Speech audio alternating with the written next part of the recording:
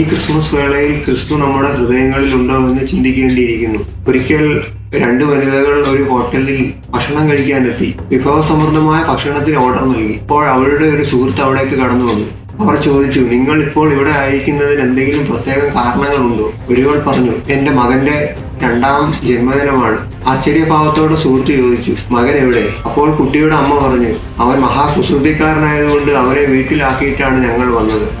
അവനുണ്ടായിരുന്നെങ്കിൽ നേരെ ചൊവ്വേ ഭക്ഷണം കഴിക്കാൻ പോലും ഞങ്ങൾക്ക് സാധിക്കില്ലായിരുന്നു. കുട്ടിയുടെ ജന്മദിനം ആഘോഷിക്കുമ്പോൾ അവനില്ലാതെ ആഘോഷിക്കുന്നത് ഇത്ര ലജ്ജാകരം. ദൈവപുത്രനായ ക്രിസ്തുവിന്റെ ജന്മദിനം നമ്മൾ ആർഭാടപൂർവ്വം ആചരിക്കുന്നു. അവിടെ ക്രിസ്തുവിന് സ്ഥാനമുണ്ടോ എന്ന് നാം ചിന്തിക്കണം. ക്രിസ്തുമസ് സന്തോഷത്തിന്റെ ദിനമാണ്.